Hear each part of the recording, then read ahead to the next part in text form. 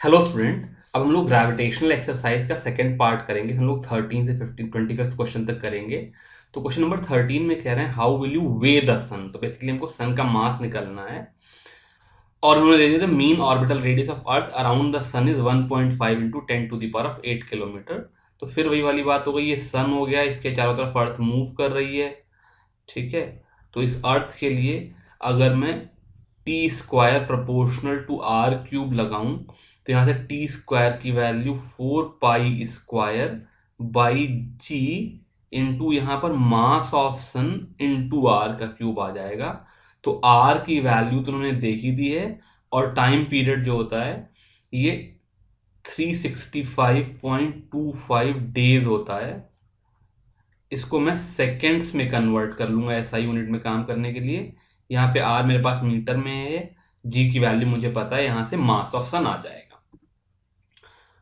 Question number 14 में कह रहे हैं a Saturn year is 29.5 times the earth year. How far is the Saturn from the sun if earth is 1.5 into 10⁸ kilometre away from the sun.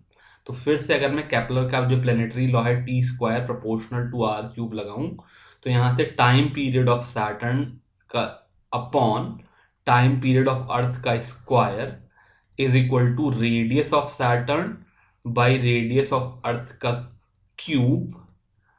तो यहां से आ जाएगा radius of Saturn by radius of earth is equal to time period of Saturn by time period of earth, इसकी value 29.5 है।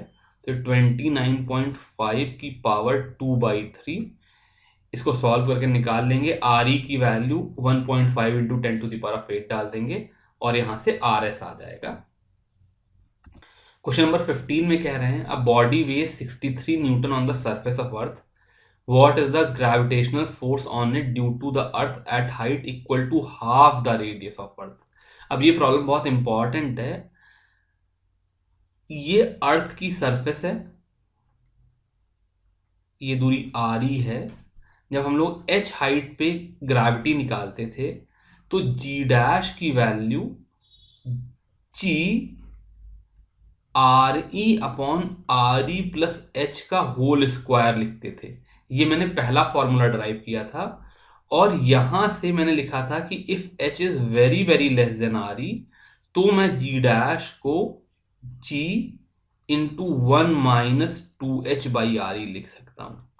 अब होता क्या है कि चूंकि हमने अंत में ये फॉर्मूला डिराइव किया था तो ज्यादातर बच्चे क्या करते हैं, जो ये वाला फॉर्मूला है खाली यही याद करके रख लेते हैं। लेकिन ये फॉर्मूला जो है that is true only for H very very less than R E. अब यहां पर क्या कह रहे हैं कि what is gravitational force on it due to the earth at a height equal to half the radius. यानी अगर एच की वैल्यू आर ई बाई 2 है तो यहां पर मैं ये वाला फॉर्मूला यूज नहीं कर सकता हूं, यहां पर मुझको ये वाला फॉर्मूला यूज करना पड़ेगा। तो यहां पर जी डैश की वैल्यू जी into R E upon 1.5 R E का होल स्क्वायर हो जाएगी, जो कि आर ई से आर ई कैंसिल हो गया, जो कि जी अपॉन 2.25 हो जाएगा। और वहां पर जो इसका वेट डब्ल्यू होगा उसको मैं एम जी डैश लिख सकता हूं, जो कि एम जी अपॉन 2.25 है। अब सरफेस पे इसका वेट 63 न्यूटन है, यानी कि एम जी की वैल्यू 63 न्यूटन है। तो वो जो हाइट है वहां पर जो इसका वेट होगा वो 63 डिवाइडेड बाई 2.25 हो जाएगा। तो फॉर्मूला लगा करके हमने निकाल दिया। पर ज्यादा इंपॉर्टेंट बात यहाँ है कि यहाँ पे कौन सा फॉर्मूला आएगा। अगर मेरा H very very less than R ई हो तो ये वाला फॉर्मूला लगाएंगे जो कि हमने अंत में ड्राइव करके निकाला था। लेकिन कोई भी ऐसा केस जहां पे H very very less than R E ना हो, H is significant, half of R E is not very very less than R E, तो इस तरीके के केस में हम लोग g dash is equal to g R E upon R E plus H का होल स्क्वायर ये वाला फॉर्मूला लगाएंगे। जस्ट आपको दिखाने के लिए अगर मैं ये वाला फॉर्मूला लगा देता तो मेरे जी डैश की value ji into 1 - 2 into R E by 2, ये आर ई है, ये इंटू है, अपॉन आर ई आ जाती। तो 2 से 2 कैंसिल हो जाता, ये 1 आ जाता, तो इसकी वैल्यू 0 आ जाती, जो कि ऑब्वियसली गलत आंसर होता है, बिकॉज ग्रेविटी 0 तो इनफाइनाइट दूरी पर जाकर के होगी। Are E plus because gravity तो जीरो इनफाइनाइट दूरी पर आकर जाकर के होगी, RE/2 दूरी तो काफी पास है, यहां पर तो ग्रेविटी की कुछ वैल्यू होगी। क्वेश्चन नंबर 16 में कह रहे हैं assume the earth to be a sphere of uniform mass density, how much would a body weigh halfway down to the centre of earth if it weigh 250 newton on the surface. अब जो depth वाला formula था वहां पर मैंने g dash is equal to g 1 - d/re निकाला था, और ये हमेशा ट्रू है, ऑलवेज ट्रू। यहां पर मैंने कोई अप्रोक्सीमेशन नहीं लगाया था, तो वो यहां पर भी ट्रू होगा। अब यहां पर ये कह रहे हैं कि जो मेरी डेप्थ है वो half way down the earth, यानी कि जो मेरी डेप्थ है उसकी वैल्यू RE/2 है, इसलिए जो मेरा जी डैश हो जाएगा उसकी वैल्यू G/2 हो जाएगी, इसलिए जो मेरा W हो जाएगा वो mg/2 हो जाएगा। mg की वैल्यू 250 न्यूटन है सरफेस पे, जहां पर ग्रेविटी की वैल्यू g है, वहां पे इसका वेट 250 न्यूटन आ रहा है। तो जो मेरा वेट आएगा, मैं इसको W डैश लिख लूँ या कुछ भी लिख लूँ, उसकी वैल्यू 250/2 यानी कि 125 न्यूटन आ जाएगी। क्वेश्चन नंबर 17 में कह रहे हैं rocket is fired vertically with the speed of 5 kilometre पर second from the earth surface, how far from the earth does the rocket go before returning to the अर्थ।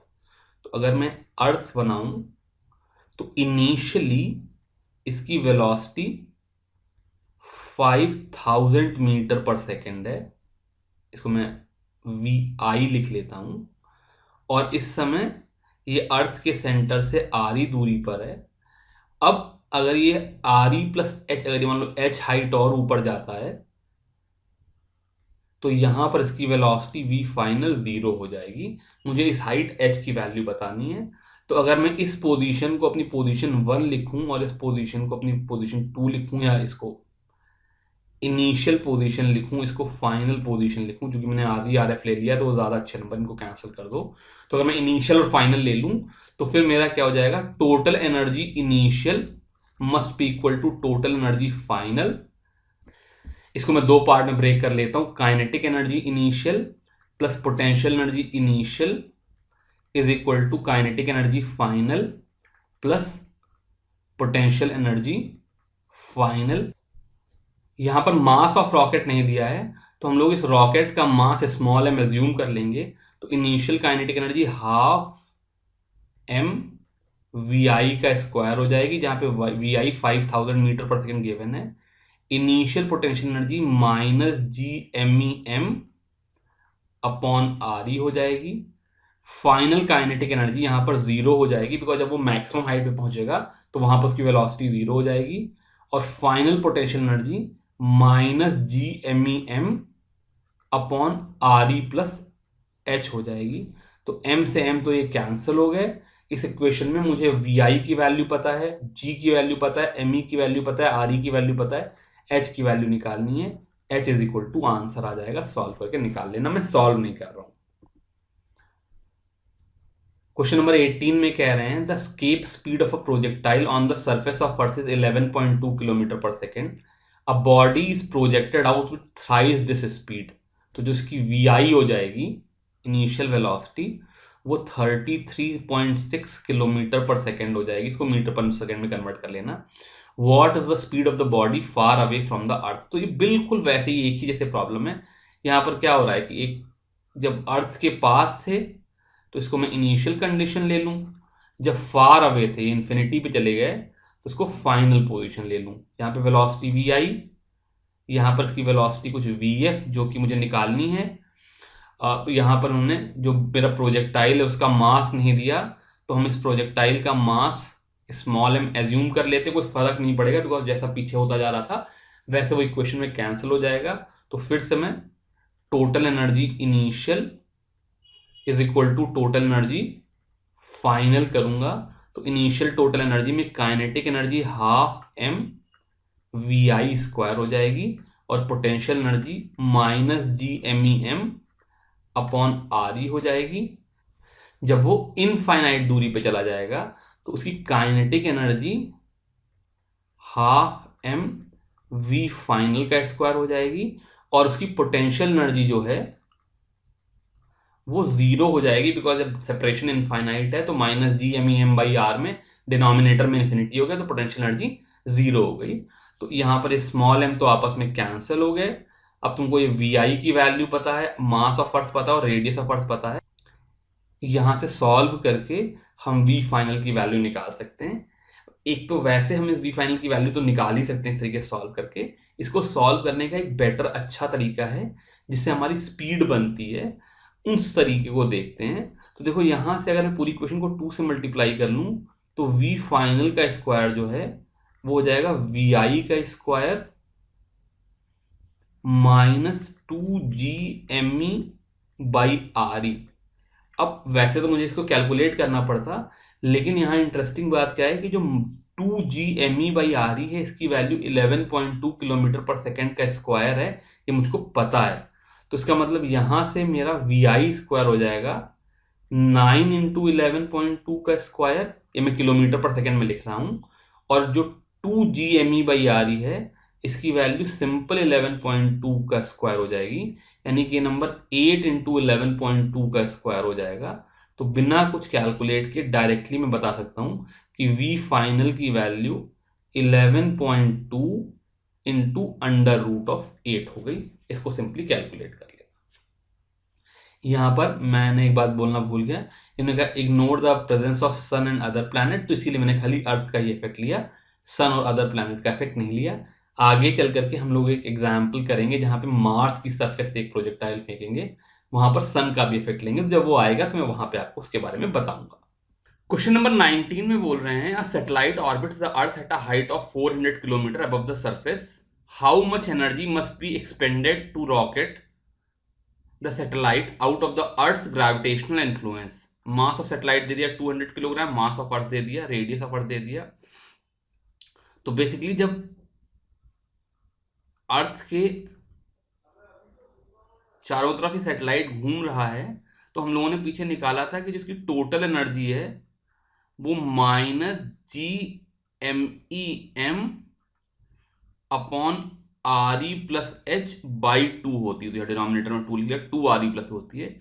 ये इसके पास टोटल एनर्जी है। अब जब हम लोग एस्केप वेलोसिटी की बात कर रहे थे तो हम लोगों ने कहा था अगर उसको यहां से उठा करके इस रॉकेट को इनफाइनाइट दूरी पर लेकर के चले जाना है तो यहाँ पे इसकी पोटेंशियल एनर्जी जो हो जाएगी वो तो जीरो हो जाएगी, बिकॉज सेपरेशन जब इनफाइनाइट होगा तो पोटेंशियल एनर्जी जीरो हो जाएगी। और काइनेटिक एनर्जी कम से कम पॉजिटिव होनी चाहिए, it must be greater than equal to zero. तो अगर मुझे मिनिमम एनर्जी चाहिए तो जब ये पूछे how much energy must be expanded, तो मिनिमम एनर्जी बेसिकली कितनी चाहिए, तो वहां के लिए काइनेटिक एनर्जी अगर मैं जीरो ले लूं तो मतलब कम से कम मुझको टोटल एनर्जी को जीरो तो करना ही है। तो मेरी इनिशियल टोटल एनर्जी नेगेटिव है, फाइनल टोटल एनर्जी जो है वो जीरो है। तो एनर्जी रिक्वायर्ड जो हो जाएगी वो हो जाएगी total energy final minus total energy initial. तो जो फाइनल एनर्जी है जीरो और minus of minus plus GME/m upon twice of RE+H। अब ये ME मास ऑफ अर्थ है, G की वैल्यू दे ही रखी है, स्मॉल m मास सैटेलाइट है, RE ये है और हाइट जो है वो 400 किलोमीटर है। सारी वैल्यू पुट करके आंसर निकाल देंगे। क्वेश्चन नंबर 20 में कह रहे हैं, two stars each of one solar mass are approaching each other for a head on collision. ठीक है, तो एक स्टार ये है, मैंने पॉइंट ऑब्जेक्ट ले लिया है पर इसको मुझे ढंग से स्फीयर लेना चाहिए। दूसरा स्टार ये है, ये एक दूसरे की तरफ अट्रैक्ट हो रहे हैं। When they are at a distance of 10 to the power of 9 kilometre, जब ये सेपरेशन उनके बीच के 10 to the power of 9 kilometre है, their speeds are negligible। तो इनकी जो इनिशियल वेलोसिटी u1 है वो भी जीरो है, फाइनल वेलोसिटी u2 वो भी जीरो है। What is the speed with which they collide. ठीक है, जब पास आएंगे तो क्या टक्कर के टाइम पे स्पीड होगी ये मुझे बताना है। Radius of each star is 10 to the power of 4 kilometre. तो क्या होगा कि जब ये बिल्कुल पास आएंगे तो अगर सपोज करो इनकी वेलोसिटी v1 इधर की तरफ और इसकी वेलोसिटी v2 इधर की तरफ है, सर्कल मेरा अच्छा नहीं बना, तो पहली बात तो ये होनी चाहिए कि m1 v1 इधर का मोमेंटम माइनस m2v2, क्योंकि मैंने इसका वेलोसिटी इधर ले ली, मैं नेगेटिव ले लेता हूँ, वैसे प्लस m2v2 होना चाहिए। इसकी वैल्यू 0 होनी चाहिए, बिकॉज इनिशियल टोटल मोमेंटम 0 था, तो फाइनल भी टोटल मोमेंटम 0 ही होगा। यहां पर चूंकि m1 इक्वल टू m2 है, दोनों के मास इक्वल हैं, इसलिए यहां से मेरा पहली बात तो निकल करके आएगी v1 is equal to v2, यानी कि जब टकराएंगे, और मान लो मैं इसको v कह दूं, तो यानी जब टकराएंगे तो वहां पर दोनों की स्पीड बराबर होगी, अपोजिट डायरेक्शन में होगा, इसलिए वेलोसिटी तो इक्वल नहीं कह सकते हैं, लेकिन दोनों की स्पीड बराबर होगी, सेम स्पीड से आकर के टकराएंगे। तो ये इसकी स्पीड v आ गई, यही v की वैल्यू मुझको निकालनी है। अगर मैं इनिशियल स्टेट लूं जब r इज इक्वल टू 10⁻⁹ है, तो वहां पर काइनेटिक एनर्जी 0 है और पोटेंशियल एनर्जी की वैल्यू -gm² अपॉन 10⁻12 है। ठीक है, क्योंकि दोनों के मास, इसकी वैल्यू m लिख लूं, दोनों के मास इक्वल है, तो m1 m2 की जगह पे m² आ गया, और डिस्टेंस 10⁹ किलोमीटर था, उसको मैंने 10⁻12 मीटर लिख दिया। ये 10⁻9 को 10⁻12 मीटर लिख लिया। ये मेरी इनिशियल सिस्टम है, इन दोनों को ऐड कर देंगे तो मेरी टोटल एनर्जी आ जाएगी। अब अगर मैं फाइनल स्टेट पे देखूं, तो जो मेरी टोटल एनर्जी है वो कंजर्व होनी चाहिए। तो यहां पर जब फाइनल स्टेट पे इनके बीच का मैं सेपरेशन देखूंगा, तो जब ये जस्ट टकराने वाले होंगे, कोलिजन से जस्ट पहले, इन दोनों के सेंटर टू सेंटर की दूरी ट्वाइस ऑफ 10⁻4 किलोमीटर होगी। बिकॉज अगर एक स्टार का रेडियस 10⁻4 किलोमीटर है, दूसरे का 10⁻4 किलोमीटर है, तो टकराने के लिए, बिल्कुल टकराने से जस्ट पहले, उनके बीच की दूरी ट्वाइस ऑफ 10⁻4 किलोमीटर होगी। तो इसको ट्वाइस ऑफ 10⁻4 किलोमीटर लिख दूं, तो यहां पर इनकी काइनेटिक एनर्जी हो जाएगी twice of half mv², because half mv² पहले स्टार की, हाफ mv² दूसरे स्टार की, तो ये कैंसिल हो गया। और पोटेंशियल एनर्जी हो जाएगी -gm²/2 × 10⁻7, क्योंकि 2 × 10⁻4 किलोमीटर को मैं मीटर में कन्वर्ट करूंगा, तो 2 × 10⁻7 आ जाएगी। और इन दोनों को ऐड कर दें तो यहां से टोटल एनर्जी आ जाएगी। तो बेसिकली यहां से मेरी इक्वेशन हो जाएगी कि mv² minus gm²/2 × 10⁻7 is equal to -gm²/10⁻12। ये वाला टर्म इधर लेके जाएंगे, m से एक m यहाँ पे कैंसिल हो गया, तो यहीं पे कैंसिल कर देते हैं। तो यहाँ से v² की वैल्यू हो जाएगी, gm कॉमन हो जाएगा, 1/2 × 10⁻7 -1/10⁻12 आ जाएगा। अब अगर मैं कैलकुलेशन के लिए देखूं, तो 10⁻⁻7 के सामने 10⁻⁻12 बिल्कुल नेग्लिजिबल है, तो मैं चाहूं तो इसको नेग्लेक्ट कर सकता हूं। तो यहां से v की वैल्यू √g m, जहां पे m 2 × 10⁻30 है, g की वैल्यू तुमको मालूम ही है, अपॉन 2 × 10⁻7 मीटर्स आ जाएगी। इसको सॉल्व करके v की वैल्यू निकाल लेंगे। क्वेश्चन नंबर 21 में कह रहे हैं, 2 heavy spheres each of mass 100 kilogram and radius 0.1 meter are placed 1 meter apart on a horizontal table. What is the gravitational force and potential at midpoint of the line joining the center of the spheres? इस question में उन्होंने थोड़ी सी गड़बड़ क्या कर दी, ये कह रहे हैं कि what is gravitational force at the mid point of line joining the centre of the spheres, लेकिन किस चीज पे फोर्स लगाना है ये इन्होंने दिया ही नहीं। तो सपोज करो मेरे पास ये पहला स्फीयर है, ये दूसरा स्फीयर है, इनके बीच की दूरी 1 मीटर है, तो इनके मिड पॉइंट पर चूंकि उन्होंने कुछ दे नहीं रखा, तो हम लोग एज्यूम कर लेंगे कि स्मॉल m मास का कोई ऑब्जेक्ट रखा है। तो इधर कोई ऑब्जेक्ट ही नहीं, तो ऑब्वियसली इसके ऊपर कोई फोर्स नहीं लग रहा। तो अब मैं इस स्मॉल m पे लगने वाला फोर्स निकालूंगा।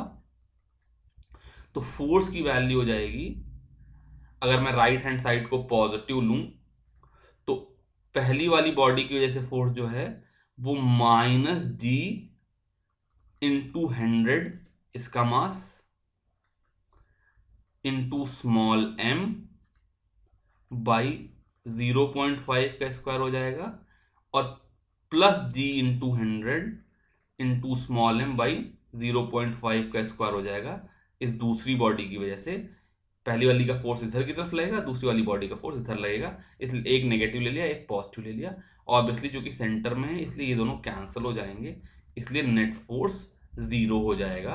तो फोर्स की वैल्यू तो जीरो होगी। उसके बाद ये पोटेंशियल पूछ रहे हैं, तो पोटेंशियल का फॉर्मूला जैसा जब हम लोग एक्सरसाइज करने से पहले थ्योरी कर रहे थे तो उन्होंने अलग से नहीं दिया था, खाली एग्जाम्पल में उन्होंने पोटेंशियल कंसेप्ट पूछा था और तब मैंने बताया था कि potential is potential energy per unit mass. तो अगर मैं सिस्टम की पोटेंशियल एनर्जी निकालूं तो V जो आ जाएगी वो हो जाएगी minus ji into 100 into M by 0.5 इस स्फीयर और इस पॉइंट मास की वजह से, और ऐसे ही minus ji into 100 into M by 0.5 इस स्फीयर और इस मास की वजह से। दोनों को ऐड करेंगे तो ऐड हो करके ये माइनस जी इंटू 400 m आ जाएगा। अब मैंने बताया था अगर स्मॉल एम मास की वजह से पोटेंशियल एनर्जी माइनस जी इंटू 400/m हो तो पोटेंशियल U की value V by small M हो जाती है, इसकी वैल्यू माइनस जी इंटू 400 आ जाएगी। जी की वैल्यू डाल देना, निकाल लेना, मैं कैलकुलेट नहीं करना चाह रहा हूं। अगली चीज पूछ रहे हैं, is an object place at that point in equilibrium, if so is equilibrium stable और अनस्टेबल। तो ऑब्वियसली फोर्स की वैल्यू जीरो है और वेलोसिटी भी जीरो है, इसलिए ये इक्विलिब्रियम में जहां पे रखा हुआ है वहां पर एज सच रखा रहेगा। अब मुझे देखना है ये इक्विलिब्रियम स्टेबल है या अनस्टेबल है। तो ये स्टेबल और अनस्टेबल इक्विलिब्रियम क्या होता है समझने के लिए पहले एक और एग्जांपल करता हूं, फिर उसके बाद ये वाला केस पकड़ता हूं। तो सपोज करो मेरे पास एक हेमिस्फीयर है जिसके जस्ट टॉप पे मैं एक बॉल रखना चाहूं, और दूसरे केस में मेरे पास एक हेमिस्फीयर है इसके बॉटम पे एक बॉल रखना चाहूं। तो यहां पर अगर मैं किसी तरीके से जस्ट टॉप पे बॉल रख दूं तो नेट फोर्स यहां पर भी जीरो होगा और यहां पर भी नेट फोर्स जीरो होगा, इसलिए दोनों ही केस इक्विलिब्रियम के हैं। लेकिन ये जो केस है ये अनस्टेबल इक्विलिब्रियम है, बिकॉज अगर किसी तरीके से मान लो ये मेरा जस्ट टॉप है और इसके थोड़ा सा इधर या थोड़ा सा इधर मेरी बॉल चली गई तो ये वापस इक्विलिब्रियम पे नहीं आएगी, इक्विलिब्रियम से दूर भाग जाएगी। तो मतलब एक गिवन पॉइंट है जहां पर इक्विलिब्रियम है और उससे थोड़ा भी इधर उधर मूव किए तो इक्विलिब्रियम डिस्टर्ब हो जाएगा, इसलिए ऐसा इक्विलिब्रियम अनस्टेबल इक्विलिब्रियम कहलाता है। लेकिन जो दूसरा वाला केस है यहाँ पर अगर मैं इस बॉल को उठा करके यहाँ रख दूं तो भी वो वापस नीचे आ जाएगी और अल्टीमेटली वो वापस इधर रख दूं तो भी वापस नीचे आ जाएगी। ऐसा जो इक्विलिब्रियम होता है वो स्टेबल इक्विलिब्रियम कहलाता है। तो बेसिकली एक इक्विलिब्रियम अनस्टेबल है अगर मैं उसको मीन पोजीशन जो इक्विलिब्रियम पोजीशन है वहां से थोड़ा सा हटाऊं तो जो नेट फोर्स हो वो मीन पोजीशन से दूर लगे, यानी कि इसको मीन पोजीशन से दूर ले जा रहा हो, तो ऐसा इक्विलिब्रियम अनस्टेबल है। और एक इक्विलिब्रियम स्टेबल है कि अगर मैं चीज को अपनी मीन पोजीशन से हटा करके यहां लाऊं जो नेट फोर्स है वो टूवर्ड्स द मीन पोजीशन लगे, उसको वापस मीन पोजीशन पे ले जा रहा हो। तो ऐसे ही अगर मैं इस मास स्मॉल एम को देखूं तो इस मास स्मॉल एम को अगर मैं सपोज करूं यहां से उठा करके इधर की तरफ लेके जाऊं, मतलब इधर साफ साफ बना रहा हूं, अगर मैं ये इसकी मीन पोजीशन है एक्स इक्विलिब्रियम लिख दूं तो इसको यहां से उठा करके अगर मैं यहां पे रख दूं तो जो नंबर 1 वाला स्फीयर है इसका अट्रैक्शन बढ़ जाएगा, नंबर 2 का अट्रैक्शन कमजोर पड़ जाएगा, बिकॉज फोर्स डिस्टेंस के स्क्वायर के इनवर्सली प्रोपोर्शनल है। तो ये डिस्टेंस कम हो जाएगा 0.5 से थोड़ा सा कम, तो ये वाला फोर्स बड़ा हो जाएगा, ये वाला फोर्स छोटा हो जाएगा, तो नेट फोर्स इधर लगेगा, इधर खींच ले जाएगा। अगर ऐसे ही मैं इसको यहां से उठा करके राइट हैंड साइड पे लेकर के चला जाऊं तो राइट साइड पे लगने वाला फोर्स ज्यादा हो जाएगा, लेफ्ट पे लगने वाला कमजोर हो जाएगा और नेट फोर्स राइट में चला जाएगा। तो इसका मतलब चाहे जिधर भी मैं चाहे राइट लेके जाऊं चाहे लेफ्ट लेके जाऊं ये अपनी इक्विलिब्रियम पोजीशन से दूर ही भागना चाह रहा है, इसलिए ऐसा इक्विलिब्रियम जो है ये एक अनस्टेबल इक्विलिब्रियम है। क्वेश्चन नंबर 22 देखते हैं। ये कह रहे हैं as you have learned in the text a geostationary satellite orbits the earth at a height of nearly 36,000 kilometre from the surface of the earth. ठीक है, what is potential due to earth gravity at the site of this satellite. ठीक है, तो potential जैसे मैंने बताया था, पहले मैं पोटेंशियल एनर्जी निकालूंगा, तो V की वैल्यू हो जाएगी -GME m जो है वो मास ऑफ सैटेलाइट है, अपॉन RE+H, और यहां से पोटेंशियल U की वैल्यू V/m होती है, तो -GME अपॉन RE+H हो जाएगा। ME की वैल्यू यहाँ गिवन है, RE तुमको पता ही है और H भी पता है, वहां से सॉल्व करके निकाल लोगे। क्वेश्चन नंबर 23 में कह रहे हैं star 2.5 times the mass of the sun and collapse to a size of 12 kilometre rotates with a speed of 1.2 revolution per second। ठीक है, इस तरह के जो एक्सट्रीमली कॉम्पैक्ट स्टार होते हैं उनको न्यूट्रॉन स्टार कहते हैं, और पल्सर्स एक ऑब्जेक्ट होते हैं यहाँ स्पेस में, उनमें ये पाए जाते हैं। अब ये पूछ रहे हैं will an object placed on its equator remain stuck to its surface due to gravity. तो यहाँ पर उन्होंने बेसिकली वो इफेक्ट ऑफ रोटेशन वाला सवाल पूछ लिया है, जो इन्होंने थ्योरी में पढ़ाया नहीं, बट क्योंकि हम लोगों ने रोटेशन पहले पढ़ रखा है तो हम लोग ये प्रॉब्लम सॉल्व कर सकते हैं। तो जैसा मैंने तुमको बताया था कि अगर मान लो मेरे पास अर्थ थी और मैंने कहा था कि अगर मैं इक्वेटर पे कोई ऑब्जेक्ट रखूं तो जी डैश की वैल्यू G-R⍵² होती थी, वैसे ही इस न्यूट्रॉन स्टार के लिए भी g dash is equal to G-R⍵² होगी इक्वेटर पे। अब यहाँ पर जो कि इसका ओमेगा बहुत ज़्यादा है, 1.2 रेवोल्यूशन पर सेकेंड है, तो ये R⍵² वाला टर्म सिग्निफिकेंटली लार्ज होगा। अब अगर मान लो G-R⍵² पॉजिटिव है तो इसका मतलब नेट जो अट्रैक्शन है जी का वो R⍵² से ज़्यादा है, तो इस केस में जो तुम्हारा ऑब्जेक्ट है वो स्टार की तरफ अट्रैक्ट होगा, इट विल रिमेन स्टक। और अगर मान लो जी डैश जो कि G-R⍵² है वो नेगेटिव हो जाता है, तो इसका मतलब R⍵² वाला टर्म ज़्यादा स्ट्रांग है, जो ग्रेविटी है वो उतना एक्सेलरेशन दे नहीं पाएगी, तो जो ऑब्जेक्ट है ये it will fly of from the equator. तो मुझे दोनों चीज़ों की वैल्यू निकालनी है। तो अगर मैं इस न्यूट्रॉन स्टार के लिए सरफेस पे G की वैल्यू निकालूं, for neutron star G is equal to G⍵M/R² आ जाएगा। तो capital M 2.5 into solar mass है, तो इसकी वैल्यू G इंटू 5 इंटू 10⁻30 आ जाएगी, और अपॉन R² जो है वो 12 किलोमीटर है, तो 1.2 इंटू 10⁻4 का स्क्वायर आ जाएगा। सॉल्व कर लेना, इससे G की वैल्यू आ जाएगी। R⍵² की वैल्यू निकालने के लिए R तो 1.2 इंटू 10⁻4 है ही, और ओमेगा की वैल्यू है 1.2 रेवोल्यूशन पर सेकेंड, लेकिन हम लोग ओमेगा और रेवोल्यूशन पर सेकेंड में नहीं, रेडियन पर सेकेंड में निकालते हैं। तो एक रेवोल्यूशन में क्योंकि 2 पाई रेडियंस होते हैं, इसलिए इसकी वैल्यू जाएगी 1.2 इंटू 2 पाई रेडियन पर सेकेंड और इसका स्क्वायर, तो ये R⍵² आ जाएगा। दोनों का डिफरेंस लेके देख लेना, नेगेटिव या पॉजिटिव, उसके हिसाब से आंसर कर देना। क्वेश्चन नंबर 24 में कह रहे हैं spaceship is stationed on Mars, how much energy must be expended on the spaceship to launch it out of the solar system. ये एग्जाम्पल में पहले बताया था, यहाँ पर उन्होंने मास ऑफ स्पेसशिप तो दिया ही है, साथ में मास ऑफ सन और मास ऑफ मार्स दोनों दे दिया है, रेडियस ऑफ मार्स और radius of orbit of Mars दे दिया है। तो नॉर्मली जब मैं क्या कहते हैं अर्थ से एस्केप वेलोसिटी निकाल रहा था, तो अर्थ की सरफेस पे कोई ऑब्जेक्ट रखा हुआ था तो मैं उसके ऊपर खाली अर्थ का अट्रैक्शन देख रहा था, लेकिन यहाँ पर चूंकि उन्होंने सन का मास भी दे दिया है इसलिए मैं सन का अट्रैक्शन भी देखूंगा। तो इस प्रॉब्लम में क्या हो रहा होगा, अगर मान लो ये मेरा सन है और यहां से